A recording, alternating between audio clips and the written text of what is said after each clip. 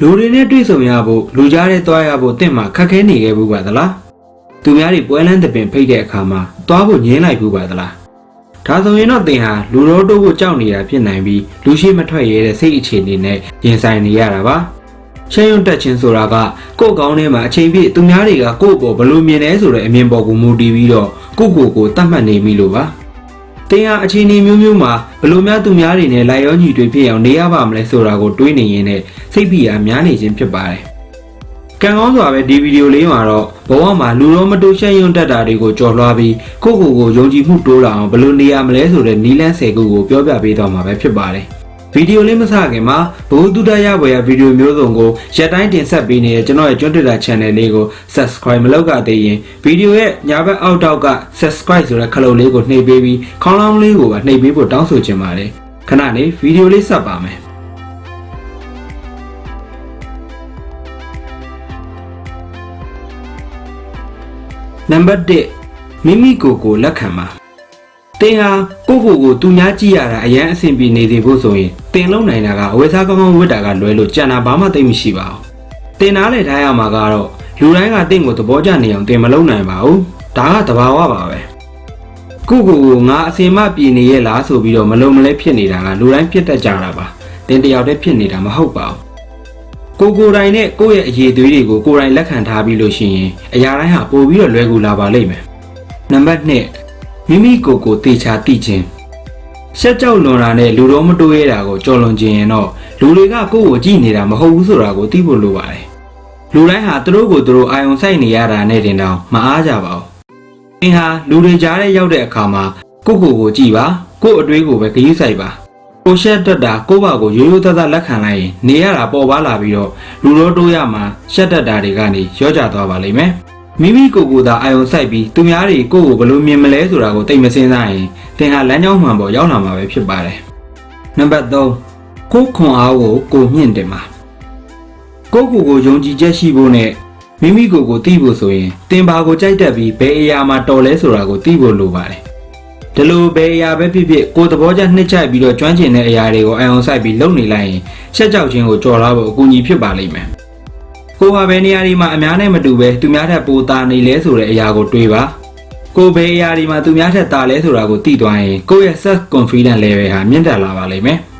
ဒါဟာလေကိုသဘောကျလက်ခံမိနေမှာပါနံပါတ်4ကိုဂရုစိုက်ပါကိုအလေးထားဂရုစိုက်ခြင်းဟာလုံးဝကို confidence level မြင့်တက်စေပါတယ်တည်မဖြစ်တဲ့တကိုယ်ကြီးတန်ရှင်းမှုရေချိုးတာမျိုးသွားတိုက်တာမျိုးနဲ့ကိုယ့်ရဲ့လက်သေးကြီးကောင်းနေအောင်ညှက်ထားတာမျိုးဖြစ်တဲ့အရာလေးတွေကတော့ကိုခံစားရတာပြောင်းလဲပြီးတော့ယုံကြည်မှုမြင့်တက်စေပါတယ်။ကောင်းကောင်းမွန်ဝယ်စားပြီးတကိုယ်ရည်တန်ရှင်းမှုကိုဂရုစိုက်ကြည့်တဲ့အခါမှာနေလို့ထိုင်လို့ဘလောက်ကောင်းသွားတယ်ဆိုတာကိုသင်အံ့ဩနေပါလိမ့်မယ်။ဒီလိုຢာတွေနဲ့ယုံကြည်မှုတွေဟာမြင့်တက်လာခဲ့ရင်တော့သင်ဟာလူတော်တို့ကိုရှက်ရွံ့နေတာကကြမခံဘဲနဲ့ရော့ကျသွားပါလိမ့်မယ်။နံပါတ်5စကားပြောလေ့ကျင့်ပါ။ဒီတစ်ခုကအရန်အရေးကြီးပါတယ်။သင်သာလူတွေကိုစာပြီးစကားမပြောဘူးဆိုရင်သင်ဟာဘယ်တော့မှရှက်ရွံ့စွန့်အားခြင်းကိုကြော်လွန်နိုင်မှာမဟုတ်ပါဘူး။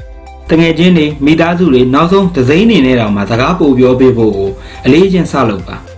ါဘားတွေစားတော့ဆိုင်ကလူတွေတင်ပယ်နေရာပဲရောက်နေအဲ့ဒီနေရာကလူတွေနဲ့စကားစမြည်ပြောဖို့ကိုစူးစမ်းပါကိုကစပြောဖို့လည်းလိုအပ်ပါတယ်ဒါအသင့်ကိုလူသစ်တွေနဲ့စကားပြောဖို့မကြောက်တတ်စေတော့ဘဲနဲ့အခြားသူတွေကိုလည်းစကားပြောဖို့ရှက်နေတာကိုလည်းကြော်လွန်စေမှာပါနံပါတ်6အခြားသူပြောတာကိုအာရုံစိုက်ပါရှက်တဲ့လူတွေတော်တော်များများထင်တတ်ကြတာကသူများနဲ့စကားပြောဖို့ဆိုရင်အကြောင်းအရာကောင်းကောင်းတွေပြောတတ်ဖို့လိုတယ်လို့ထင်လေရှိပါတယ်တကယ်ကအဲ့ဒါကပြဿနာမဟုတ်ပါဘူးအခြားသူပြောတာကိုအာရုံစိုက်ပေးဖို့ကလည်းအရေးကြီးပါတယ်လူတိုင်းဟာသူတို့စကားပြောနေတာကိုအာရုံစိုက်နားထောင်နေတဲ့သူကိုအမြဲနှစ်သက်ကြပါတယ်ဒါကြောင့်လဲသူပြောတာတွေကိုစိတ်ဝင်စားနားထောင်ပြီးမေးခွန်းတွေလည်းမေးပေးပါဒီလိုသာလုပ်ဆောင်ရင်သင်ဟာစကားပြောနေတဲ့အထဲမှာနစ်မျောပြီးတော့ကိုရှက်ရွံ့နေဖို့ကိုတော့မေ့နေပါလိမ့်မယ်နံပါတ်9အသက်ပြင်းပြင်းရှူပါသင်နာမှာလူတွေများလာလို့နေမတိထိုင်မသာဖြစ်ပြီးရှက်ကြောက်မှုကိုခံစားနေရပြီဆိုရင်နောက်တစ်ခါမှာခွင်တောင်းပြီးတော့လူရှင်းတဲ့နေရာကိုသွားကမျက်လုံးမှိတ်ပြီးအသက်ကိုဝဝရှူသွင်းရှူထုတ်လုပ်လိုက်ပါကိုယ့်ရဲ့အသက်ရှူနေမှုကိုအာရုံစိုက်ပြီးတော့အသက်ကိုပြင်းရင်းစွာရှူသွင်းရှူထုတ်လုပ်ကြည့်ပါဖြစ်နိုင်ရင်မိနစ်အနည်းငယ်လောက်လုပ်ပေးပါဒီလေ့ကျင့်ခန်းဟာတင့်စိတ်ကိုတတ်တောင့်တတ်တာဖြစ်စေပါလိမ့်မယ်နံပါတ်10ခန္ဓာကိုယ်ပေါ့ပါဖြစ်နေပါစေကိုယ်ခန္ဓာကိုယ်ကကြက်သားတွေအကုန်လုံးကိုတတ်တောင့်တတ်တာဖြစ်နေစေခြင်းဟာ တင်းရဲ့စိတ်မွန်းကြက်မှုနဲ့ရှက်ကြောက်စိတ်တွေကိုရှော့ချနိုင်စေပါတယ်။တင်လုံးလို့ရတာကခန္ဓာကိုယ်ရဲ့တပိုင်းရင်းစီကိုအာရုံစိုက်ပြီးတင်းနေတဲ့ကြွက်သားတွေကိုရှော့ချပလိုက်လို့ရပြီးတော့ခြေပြားကနေဥကောင်းအထိကိုရှော့ချလိုက်ရင်းနဲ့အသက်ရှူလေ့ကျင့်ခန်းမှာတွဲပြီးတော့လုပ်နိုင်ပါတယ်။နံပါတ်9မျက်လုံးချင်းစုံပါစေ။မျက်လုံးချင်းစုံပြီးတော့စကားပြောခြင်းဟာတင်းရဲ့ကိုယုံကြည်ချက်ကိုမြင့်တက်စေဖို့အတွက်အကောင်းဆုံးနည်းလမ်းပါပဲ။မျိုးလုံးချင်းစုံပြီးတော့စကားပြောခြင်းဟာပို့ပြီးတော့စိတ်ခံစားချက်ကိုပေါ်လွင်စေပြီးအတိပ္ပယ်ပို့ပြည့်ဝစေပါတယ်။မျိုးလုံးချင်းစုံပြီးသူများပြောတာကိုနားထောင်ခြင်းဟာလည်းပို့ပြီးတော့နားလည်တယ်လို့ထင်မြင်စေပါတယ်။ဒီလိုနည်းနဲ့သင်ဟာသူများပြောနေတာတွေကိုစိတ်ဝင်စားရှိကြောင်းပြလို့ရပါတယ်။ဒါဟာကိုလည်းတက်တောင့်တက်တာဖြစ်စေမှာပါ။နံပါတ်10လက်ရှိအခြေအနေကိုအာရုံစိုက်ပါ။သင်ဟာလက်ရှိအခြေအနေကိုအာရုံစိုက်ထားတဲ့အခါတင့်ကိုယ်တင်ရှက်ရွံ့နေတာကိုမေ့နေစေမှာပဲဖြစ်ပါတယ်။ဒါကြောင့်အခြားသူနဲ့စကားပြောတဲ့အခါသူတို့ရဲ့စကားတွေကိုအာရုံစိုက်ပါပြီးတော့သူတို့ဘာအကြောင်းပြောနေလဲဆိုတာကိုလည်းသိချအာရုံစိုက်ပါသူတို့ရဲ့စကားပြောပုံနဲ့အမူအရာတွေကိုပါအာရုံစိုက်ကြည့်ပါဒီလိုပြောခြင်းကကိုရှက်ရွံ့နေခြင်းကိုမေ့နေစေပြီးသူတို့ရဲ့စကားပြောပုံတွေကိုလည်းအတူယူဖို့အခွင့်အရေးရှိပါသေးတယ်အခုပြောသွားတဲ့အချက်လေးတွေကိုနေ့စဉ်လေ့ကျင့်ပြီးလုပ်ကြည့်ခြင်းဖြင့်သင်ဟာတဖြည်းဖြည်းချင်းနဲ့ရှက်ရွံ့လူတော့မတိုးတဲ့အဖြစ်ကနေလွတ်မြောက်လာပြီးတော့ကိုယုံကြည်မှုလည်းပိုရလာမှာပါကိုဟာဘယ်လိုလူမျိုးဖြစ်တယ်ဆိုတာကိုမချပြခင်